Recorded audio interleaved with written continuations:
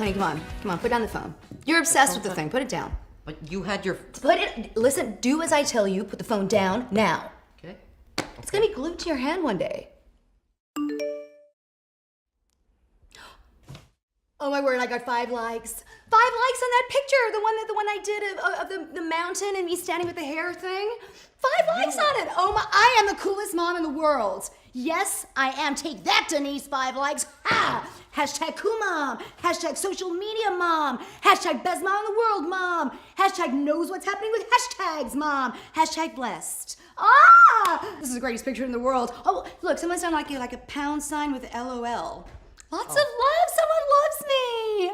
Oh, that is so cute. Totes cool, Mom. I love it. Hashtag like 9,000 likes, Mom. I'm like famous. Okay, like for what was that picture for? It's a pancake. A pancake? Yeah, people like pancakes, Mom. You got 9,000 likes on a pancake picture? Hype is about pancakes. Wait, not this triangle BBB stuff. You need to be studying. You're not gonna pass. And you're not having your phone for a week.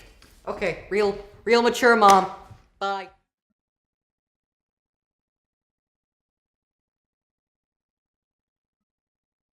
Well, good morning, church. 3 of you are awake. Good morning, church. All right, we got to stay awake now. It is a privilege, always a privilege to get to share with you. And we have been having just such a great time on Wednesday nights with this new series that we've been going through. It's not new. We did it about 3 years ago, but it's new to some. And as that video comically relates, students and parents see things differently. Students and parents are different. People are different. And if you're new to this concept and you've been seeing I Wish My Parents Knew and you didn't know what the premise was, briefly, we surveyed around 150 students total. We surveyed students from within our church. We surveyed students from with other youth ministries. We surveyed some students from within the school. So Christian kids, non-Christian kids, somewhere in between kids. And we asked them one question. It was a one-question survey, and we said, if you could tell your parents anything, what would it be?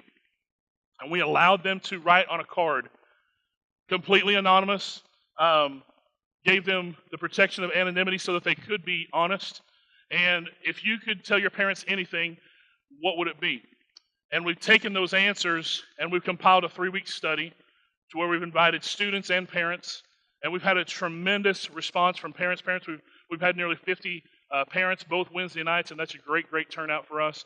Still not too late for you to jump in on week 3, as you heard in the announcement video. We close out this week, so if you want to come with your students, that would be great. We'd love for you to be here for week 3. But real briefly, I want to run through just some. We got a tremendous amount of answers, and every time I go through this list, the staff can attest to that I've read this list to them several times, and we've talked through this list several times, and even some of our student leaders. And anytime I get to share it with Christy at home when I'm getting ready, some of this list just breaks my heart, some of the things that students are carrying around inside of them. Just some of these answers. I wish my parents knew, ... All these are going to be, I wish my parents knew that I'm afraid of my parents splitting up. I wish my parents knew that I'm afraid of letting them down. I wish my parents knew that I'm addicted to pornography. I wish my parents knew that I battle depression. I battle anxiety. I don't like playing sports. I just play because they want me to. I try my best to make them proud. I feel like nothing I do is ever good enough for them. I feel like a stranger in my own home. I wish my parents knew how much I'm hurting on the inside. I wish my parents knew that I get bullied at school and on social media. I wish my parents knew that their words hurt me more than anybody else's. I wish my parents knew that I've gone too far physically with a guy or a girl. I wish my parents knew that I wish they would hug me. I wish my parents knew that I wish we spent more time together as a family. I can hear them when they fight. I wish my parents knew how much I love them. I wish my parents knew Jesus. I wish my parents knew that I want our family to attend church together. Lastly of this section is I wish my parents knew that I want them to be in heaven with me. It's a whole lot for a 6th, 7th, 8th, 9th, 10th, 11th, 12th grader to be carrying around inside of them. And each week we've discussed numerous topics. With the list that we had in 3 weeks, we've got to just touch on some topics. And what we've done is we have taken what God's Word says about these topics, and we've taken how parents view these topics and how students view these topics, and we've looked for common ground to unlock some real, genuine conversation within the home. That was our goal. Our goal was never to solve everybody's problems. We can't do that. I know I can't. I can't share enough. I can't say enough to solve these issues. There's some heavy, heavy stuff right there. And so our goal was always to allow parents and students to sit across the table from each other, or sit across the couch from one another, or just be at home or in the car and be able to talk through some of these issues. And I've had parent after parent after parent say, thank you. I have never been able to talk to my student about this, and I've wanted to. And because you mentioned it in your talk, and nobody knows who said what, I can say, hey, Jason mentioned that somebody said this. How do you feel about it? Jason mentioned that somebody said this. Have you ever felt this way? And some of them are wake-up calls. Nobody wants to think of their student feeling some of these things. Nobody wants to think of their students feeling like a stranger in their own home. Nobody wants to think of their student feeling like, I wish my parents would hug me more. I wish that I feel like everything I do is not good enough for them. Nobody wants to think about that, but it's been an eye-opener for parents. It's been an eye-opener for students, because what we've done through this talk is we've flipped it around sometimes and said, students, think about what your parents wish you knew. Because as hard as life is for students, there's some things that parents are carrying around inside of them. I wish my student knew. Might be a new series. And so what I want to do this morning is just unpack this, starting at where we were at, and instead of just rehashing what we've done on Wednesday nights, because several of you have been in there on Wednesday nights. If you want to watch those, we've got those. If you want to watch some of the series, we've got those on video. We're sharing those on the church Facebook page and things like that. You're welcome to go watch those. But what I want to do is take this just a little bit further. What if we were able to say, I wish my student knew? What if we had a series that said, I wish my spouse knew? What if we had a series that said, I wish my friends knew? Talked about this in the office. What if my pastor knew?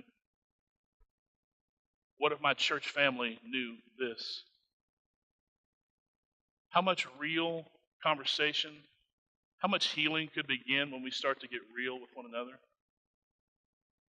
When we're able to take off these sometimes masks that we wear in the door every Sunday morning, and we look like we got it all together, because that's the image we have to protect. We look like we don't have any problems because nobody can know that we have problems. Because if people know we have problems, people talk. How do we know that? Because we talk about other people's problems. It should not be that way.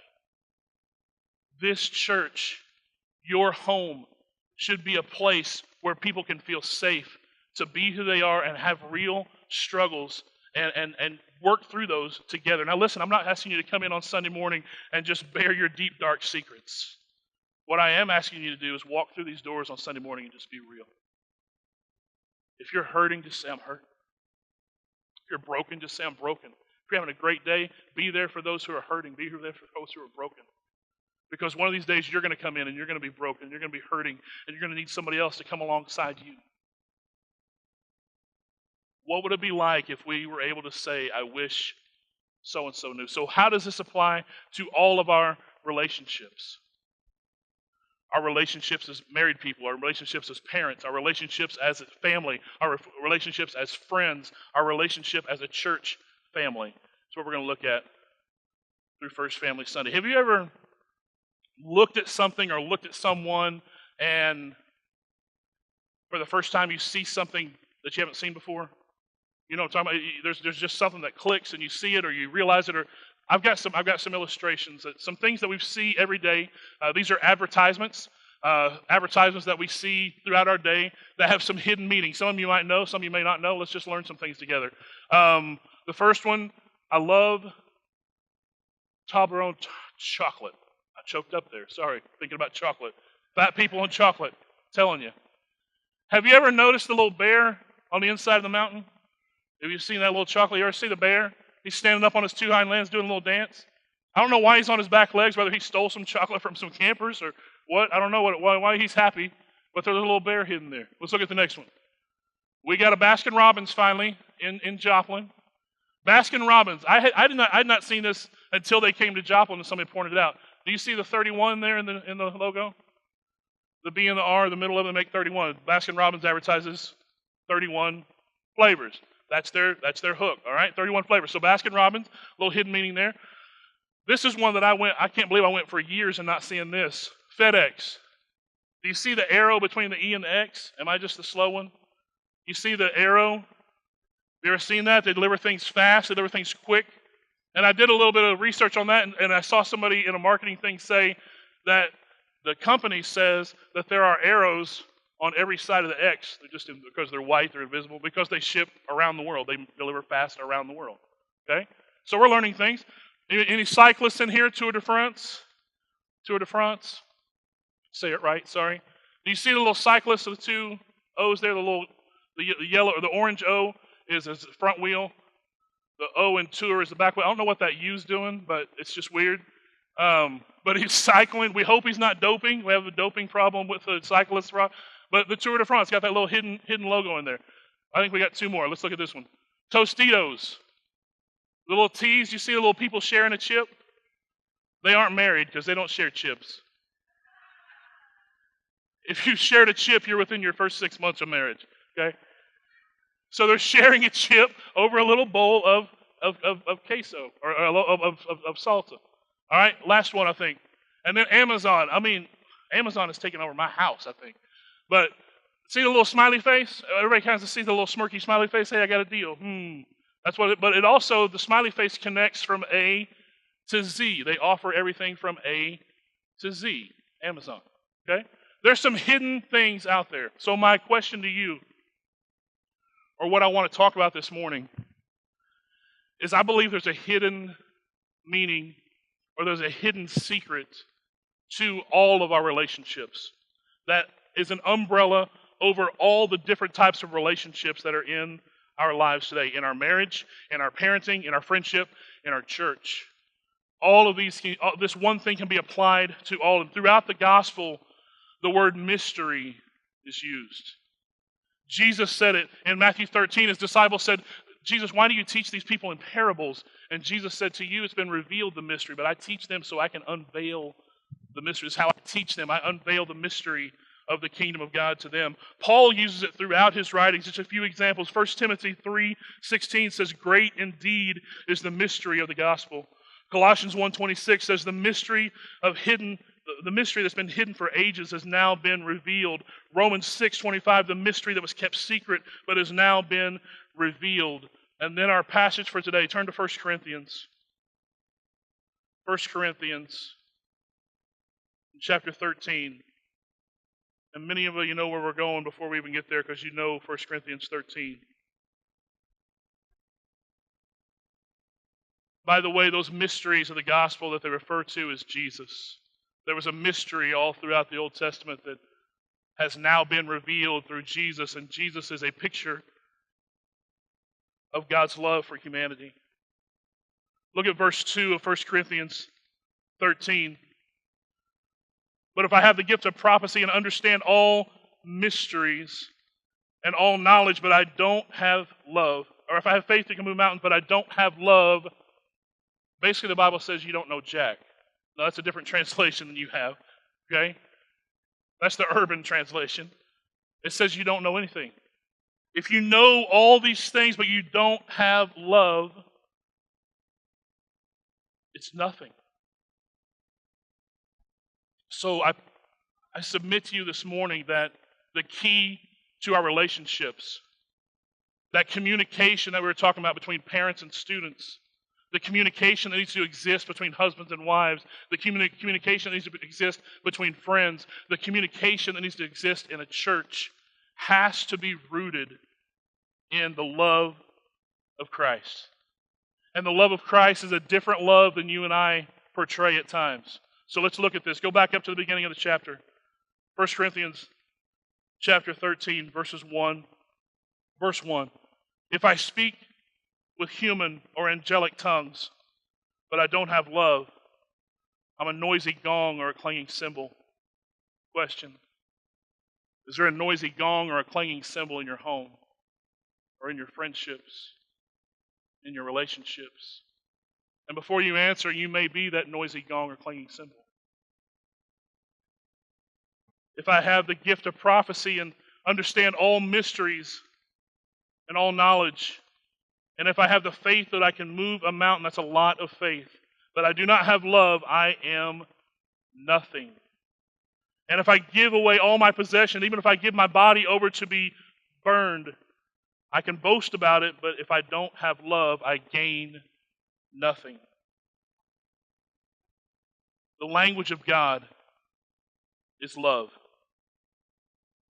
The miracle of the faith is love, portrayed in Jesus Christ. So what type of love is that? It's an unconditional love. If you're taking notes, write that word down, unconditional. What does God love look like? Psalm 136:1 says, "Give thanks to the Lord, for he is good, for his steadfast or faithful love endures forever." Romans 8:38-39 says, "For I am sure that neither death, nor life, nor angels, nor rulers, nor things present, nor things to come, nor powers, nor height, nor depth, nor anything else in all of creation will be able to separate us from the love of God that is revealed in Christ Jesus our Lord." We, as God's people, are chosen by him to be his method of sharing love to the world around us. To your circle of influence, you have been chosen to share the love of Christ, the unconditional, never-ending love of Christ. If you're a parent in this room and you're taking notes, write this down, make it personal. I have been chosen by God to be the primary method of conveying his unconditional love to my children. If you're married in this room, write it down. I have been chosen by God to be the primary method by which God displays his unconditional love to my spouse. And all of us as children of God, as I've said, we have been chosen to share that love with the world. That extends to our extended family, our friendships, and into our church. So I want to do the rest of this time that we have together is break it down into three contrasts this morning. I think there's three contrasts that we need to understand when we're thinking about God's unconditional love. And the first one is we need to understand the contrast between preferences and expectations. We bring our preferences and we bring our expectations into every relationship. Let me tell you what I mean. I've got baskets up here that represent both. These are our preferences, and these are our expectations. We bring preferences with us when we walk down the aisle to get married. We have a preference of what we want our marriage to be like. How are we going to handle our money? How are we going to handle our time? We're going to spend all the time together. We're going to have guy and girl time. How much time do we have together? How much time do we have? How do we manage our time? This is my preferences, but I'm going to actually take it over here and say I'm going to expect that from my spouse. When we have kids, we have preferences. Nobody will admit it where they have preferences between a girl or a boy. What does everybody say? We just want to be healthy. Yeah. Somewhere in there you got a preference, but yeah. You won't tell anybody. I had a boy. I want that boy to play sports. I take this preference, and as he gets older, I put this preference of mine into the expectations. We have friends, and we take things out of our preference box and we put it into our expectations. We have friends, when we go through a rough time in our life, we expect them to console us. We expect them to go out of their way to make me feel better. If they don't meet our expectations. We bring preferences with us to church. I want the church to serve me. And if the church doesn't fulfill my needs by service, I'm disappointed. That's my expectations. What happens when we take things out of the preference box and we put our preferences into expectations on our spouse or our children or our friends or our church? We tell them, if you are ever not these things, our relationship is damaged. Our relationship is diminished. I love you less if you don't meet my expectations. You won't verbalize that, but you say it through nonverbal communication.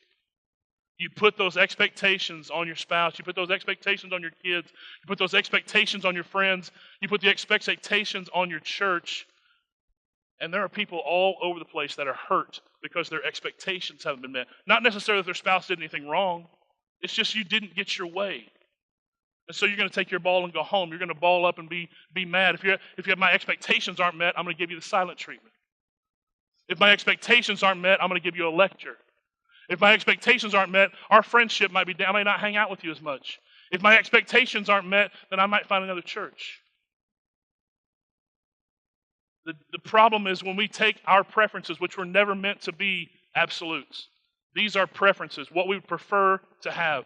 When we put those on other people, that is unfair because they can never live up to all of our expectations. Because people in this world, just like me and just like you, are imperfect. And they're going to mess up. And we don't, man, I think it's across enough. We don't have it all together. Everybody in this room, if you look around this room, nobody in this room has everything all together. I don't care what family you look at and say, man, I wish our family was more like that.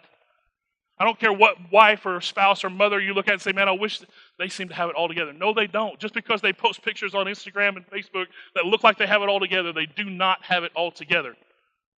Our culture is lying to us, having us long for other things that were never meant to be ours. And that's how our own home breaks down. We desire so many other things that God never intended for us. We're not satisfied with what He's given us. We're not satisfied with our marriage. We're not satisfied with our kids. We're not satisfied with our friendships. And we're not satisfied with our church because we put our preferences into expectations, and those expectations become unrealistic, and they can never all be met to our expectations. Let's go on to 1 Corinthians 13. Love is patient. It's verse 4. Love is patient. Love is kind. Love is not envy. It's not boastful. It's not arrogant. It's not rude. It's not self-seeking. It's not irritable. And it does not keep record of wrongs. You know who keeps good records? The bank. Chad, am I right? The bank keeps good records. The bank keeps good records. They keep such good records that if you have this much money and you spend this much money, they are nice enough and kind enough to mail you a notice that said you spent too much money. And you owe us this amount of money. And oh yeah, there's a charge on top of what you owe us to make that right. Isn't that nice of them? It's so nice. Some of you guys have a better relationship with your bank than others because correspondence is there. We won't go any further. But banks keep good records. Husbands and wives, parents, friends, church members. We should not keep ledgers on our spouses. We should not keep ledgers on our children. We should not keep ledgers on our friends, on our church, and say, yeah, they performed good today. I'll check that off. They fell way short here. I'm actually going to highlight that one for them so they can see that later. They didn't really do that good. I'm going to pass that along. I might even send them a letter and say, hey, you didn't really meet this. And what comes out of that is a supposed to mentality. You were supposed to do this. Because this is here, you owe me this. And oh yeah, because you didn't do it, now I'm mad at you. So there's an extra charge on top of that. You got to get me past the mad, and oh yeah, the expectation is still there. We don't want to admit it, but that's how we act sometimes. We treat our spouse that way. We treat our children that way. We treat our friends that way. We treat our church that way. It's a me mentality, and it was never meant to be that if we are God's children.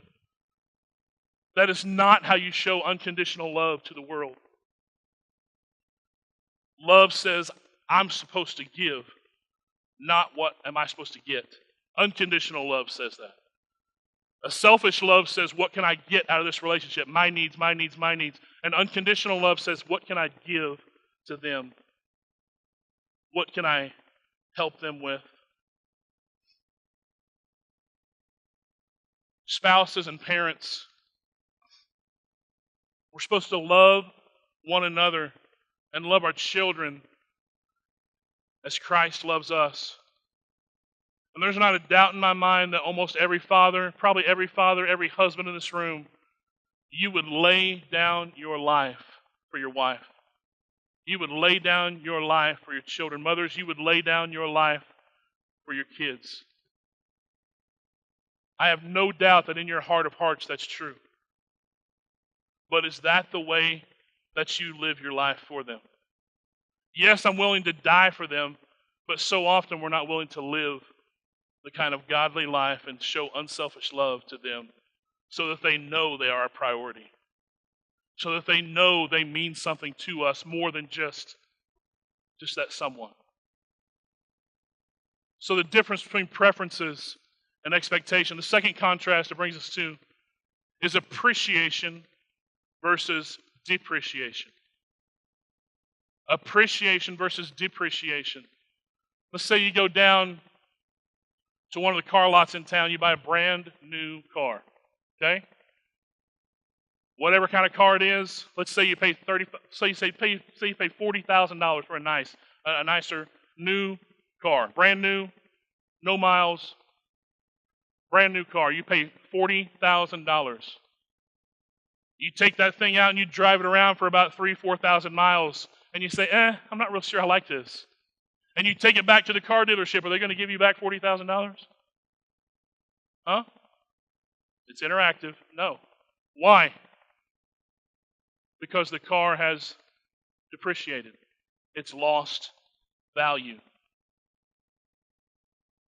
When you don't appreciate, when you don't show, say it that way, when you don't show appreciation to your spouse, when you don't show appreciation to your kids, when you don't show appreciation to your friends, when you don't show appreciation to your church or your church family, by default, you depreciate them. And you, in their eyes, you lessen their value in your eyes. How they feel like you see them lowers in value when you don't appreciate them. Some of you, it's been way too long since you said some kind of kind word to your spouse. And guys, we're the worst of it. She knows how I feel. No, tell her how you feel. Show her how you feel. Do random acts of kindness. It doesn't go away when you get married. Date your spouse. Spend time together.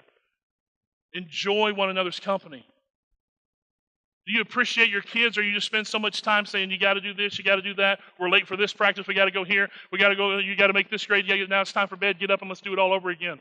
Do your kids know that you appreciate them, or are you devaluing them day after day after day after day? That's why some of these kids write so many hurtful things down, and parents say, that's never what I want my kids to feel. But we haven't shown them appreciation. We haven't shown them that the reality is different from what the culture is telling them.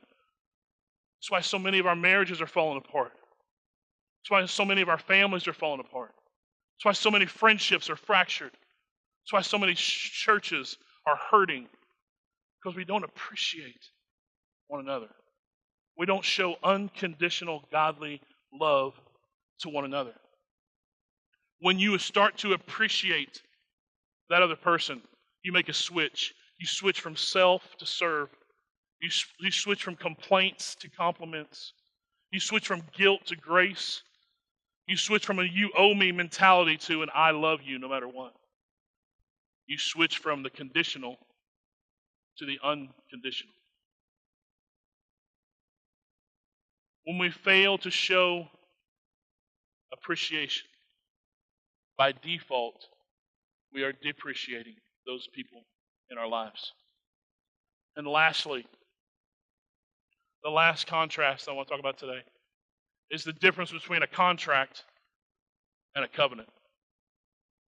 a contract, and a covenant. Contracts come with terms and conditions.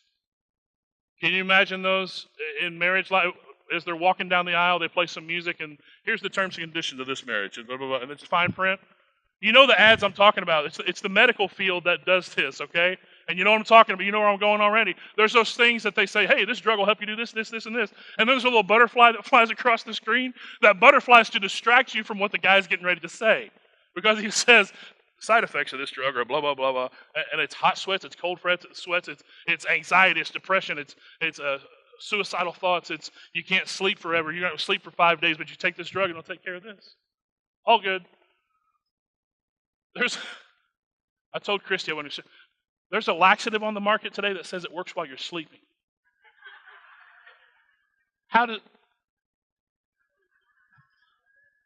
Austin, we're going to edit that out. Here was the line, and I went like this. Okay, I'm sorry. What if we had terms and conditions to our relationships? You know where most contracts break down? Is in the fine print. But so many of us have terms and conditions on our marriage. I will love you if this, this, this, this, and this, and this. And if you ever don't do this, this, this, and this, and this, my love for you diminishes. Our students, we put really sometimes unwanted, unintentional terms and conditions. Our kids hear and see so much more than what we ever give them credit for. But you put terms and conditions on it. Contracts have current terms and conditions. Our relationships were never meant to be contracts. They were meant to be covenants.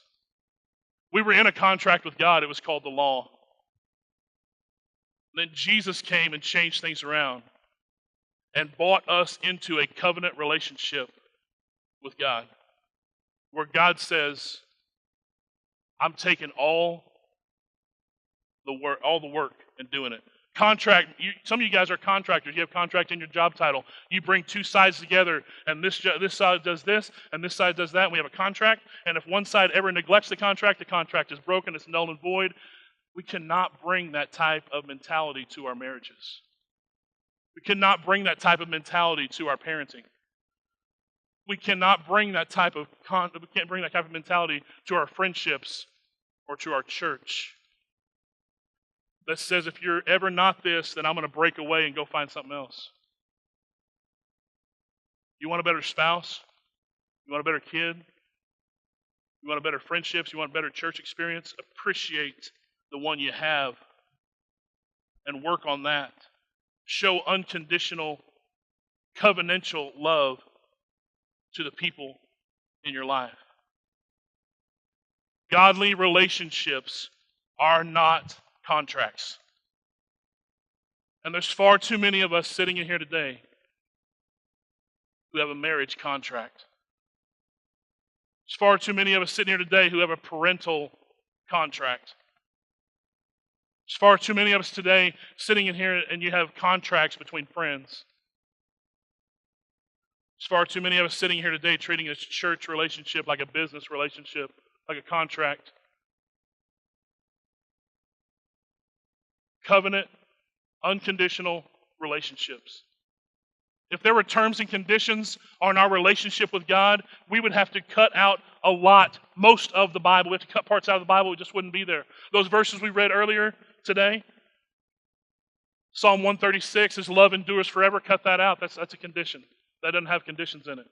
Romans 8 says nothing, anything, all creation can separate us. That's unconditional. Let's cut that out if there's terms and conditions. And then there's this one, 2 Timothy 2:13. If we are unfaithful, He remains faithful. What would happen if we applied that to our relationships?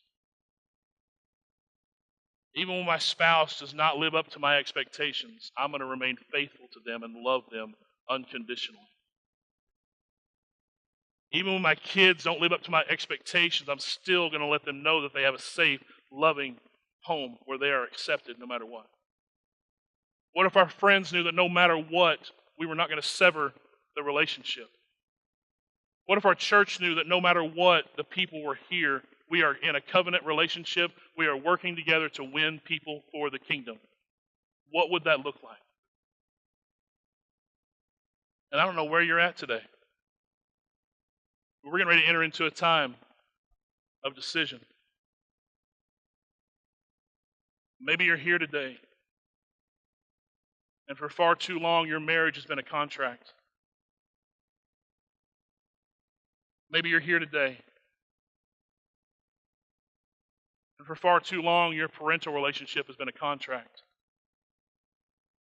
of I will do this only if you do this. Some of your friendships are contracts. Your church relationship is a contract. This morning, we need to tear those up. Every single one of them. Because it all comes down to unconditional love with no terms, no conditions. During this time of response, the altar is going to be open. Some of you may need to walk across the room to somebody. To a friend, maybe a friendship's been hurt or damaged because you're holding on to some selfish things and expectations that you've put on people that you never should have. Maybe you need to go across the room and say, hey, I'm sorry. Maybe you don't need to go across the room. You just need to reach out and take your spouse's hand and say, I'm so sorry, babe. Sorry for putting expectations on you that were never meant to be yours. Sorry for being mad and holding those things against you. Some of you need to grab your sons and your daughters.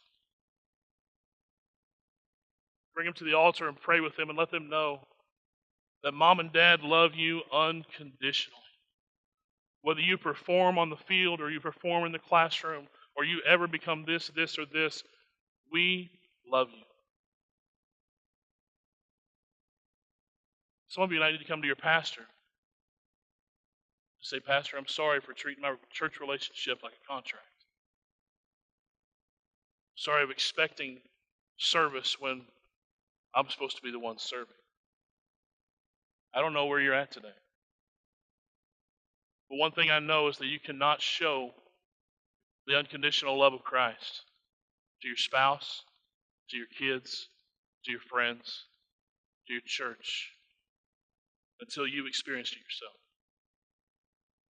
I want everybody to just bow your head and close your eyes where you're at. I just want to ask you, nobody looking around, have you ever come to a point in your life where you say, I know that I'm a sinner, and I know my life is messed up, and I've got no hope except giving my life to Jesus Christ, because He loves me unconditionally, because He died on a cross for me, because He rose up from the dead to conquer death for me. See, some of you guys know the story. You just don't know the Savior. And you've never allowed Christ to come in and change your life from the inside out. You've been trying to work on it from the outside in to say, I've got to fix this and fix this and fix this before God's going to accept me. That's not how it works. You give your life to Christ and He will do the work.